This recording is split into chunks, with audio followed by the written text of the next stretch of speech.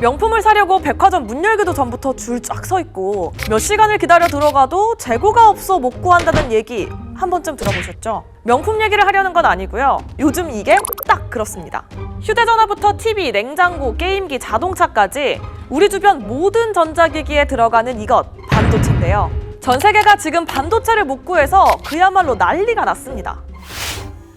연초부터 도요타, 폭스바겐 등 글로벌 자동차 업체들이 생산을 줄이더니 현대차와 쌍용차 등 국내 완성차 업체들도 결국 생산 라인을 멈춰 세웠습니다. 이유는 반도체 때문입니다. 차 한 대에는 수백 개의 차량용 반도체가 들어가요. 엔진이나 변속기, 계기판 같은 전자장치를 제어하는 데 필요하죠. 당연히 전기차나 자율주행차는 그 양이 훨씬 많을 테고요. 차량용 반도체가 부족해진 가장 큰 이유는 코로나19로 인한 수요 예측 실패입니다. 지난해 자동차 업체들은 코로나19로 경기가 침체되니까 자동차 수요가 줄어들 거라고 예상하고 차량용 반도체 주문량을 줄였습니다. 반도체 칩 생산 업체들은 차량용 반도체 대신 가전용 반도체 생산을 대거 늘려 공장을 돌렸죠. 하지만 자동차 수요가 예상보다 빨리 회복되는 바람에 차량용 반도체를 뒤늦게 발주했지만 공장이 보조를 맞출 수 없었던 거예요.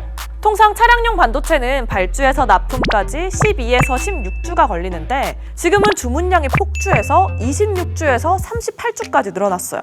여기에 설상가상으로 지난 2월 미국 텍사스에 불어닥친 한파로 전력 공급이 끊기면서 이곳에 있는 삼성전자와 인피니언 등의 반도체 공장이 멈췄고요. 지난달에는 차량용 반도체 시장 점유율 2위인 일본의 르네사스 일렉트로닉스 공장에 불이 나서 아직도 생산을 재개하지 못하고 있습니다. 이번 반도체 대란으로 올해 전 세계 자동차 업체의 매출은 606억 달러, 우리 돈으로 68조 원 이상 감소할 것으로 예상된다고 합니다.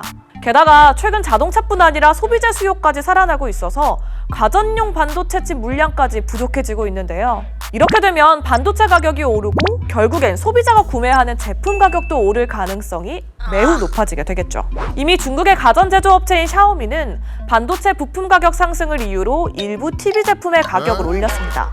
이번 반도체 대란은 미국과 중국의 패권 다툼으로도 번졌는데요. 자기 나라에 큰 반도체 공장이 있으면 일자리 창출은 물론이고 이런 대란이 또 왔을 때 자금력을 확보할 수 있으니까요.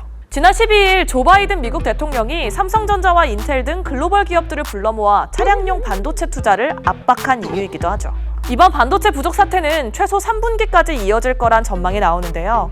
차량용 반도체 수급의 98%를 해외에 의존하고 있는 우리나라도 발등에 불이 떨어졌습니다. 정부는 이번 일을 계기로 미래차 핵심 반도체 연구 개발에 2천억 원을 투입하기로 했는데요. 하지만 차량용 반도체 개발에 10년 정도가 걸린다고 하고 핵심 부품에 들어가는 반도체 대체품 적용이 쉽지 않다고 하니 기업들이 비상일 수밖에 없는데요. 정부와 기업이 지금의 위기를 어떻게 극복하느냐에 따라 반도체 패권 다툼에서 우위를 점할 수도 있지 않을까요?